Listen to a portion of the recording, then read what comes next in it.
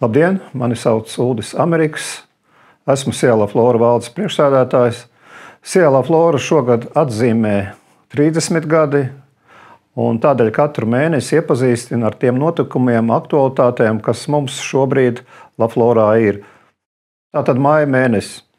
Laflorai tas bija tiešām izaicinoši tieši laika apstākļu dēļ, jo kūdras ieguvē tas bija ļoti traucējoši, taču man tiešām liels paldies mūsu komandai, kas izmantoja katru saulaino brīdi, lai iegūtu kūdru tādā daudzumā, lai mēs varētu apmierināt aktuālos eksporta pasūtījumus. Un jāsaka tā, ka eksports ir ar pieaugušu tendenci, tas nozīmē, ka kūdras substrāts ir vajadzīgs. Māja mēnesis iezīmējās ar tiešām ļoti svinīgu notikumu Lafloras dzīvē. Tika ielikts pamatakmens Laflora Energy vēja parkam, kurš tika attīstīts jau 10 gadus. Un ir tiešām liels prieks, ka tieši Laflora un Kaiga purvs ir tā vieta, kur Latvijā šis pirmais tāda mēroga vēja parks tiek būvēts un nākošajā gadā tiks nodots eksploatācijā. Vēl viena būtiska iezīme Laflora Energy vēja parka būvniecībā ir tas, ka tiek izmantoti vietējie resursi, vietējie materiāli, un konkrēti tā ir dzelzbetona konstrukcija tieši vēja stacijas torņiem. Šīs konstrukcijas tiek ražotas tepat Rīgā, Konsolis firmā, un pirmās konstrukcijas jau ir nogādātas būvniecības objektā Kaiga purvā, un tas ir nozīmīgs ieguldījums arī Latvijas ekonomikai. Mums bija liels prieks no 13. līdz 15. maijam uzņemt Eiropas nozīmes projekta Plus Change konsorciju. Šeit pie mums Kaiga purvā, iepazīstinot ar mūsu zemes izmantošanas pārveides plāniem. Un tas, kas labi iekļaujas arī šī projekta ietvaros, kur tiek izstrādāta tieši stratēģija šāda veida zemes izmantošanas maiņai. Un, protams, ir ļoti patīkami, ka mūsu pieredze tiešām radīja lielu interesi, un arī mums tas bija liels ieguvums apgūt arī citu valstu pieredzi.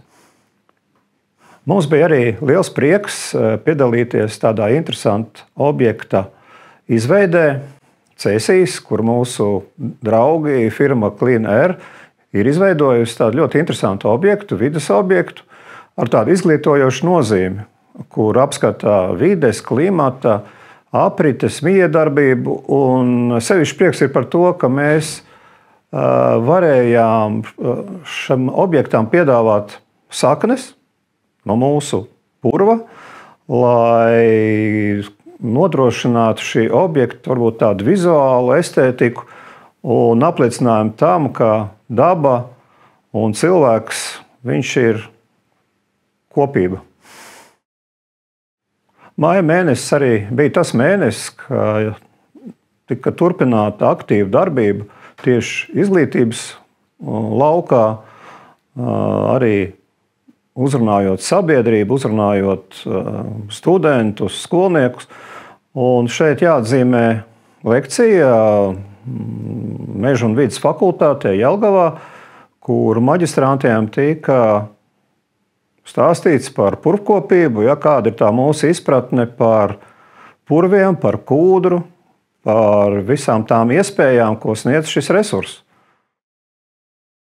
Uzskatām, ka ir ļoti būtiski sniegt savu pieredzi un arī savus nākotnes vīzijas un ieceres arī jaunajiem enerģētiķiem.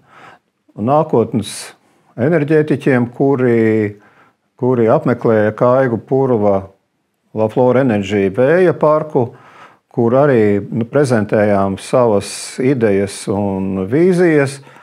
Un sekojoši arī attīstības direktora Sabīna Alta piedalījās podkastā, lai turpinātu šo tēmu un iepazīstinātu ar tām aktualitātēm, ar to virzienu, kur vajadzētu virzīties tieši enerģētikai Latvijā.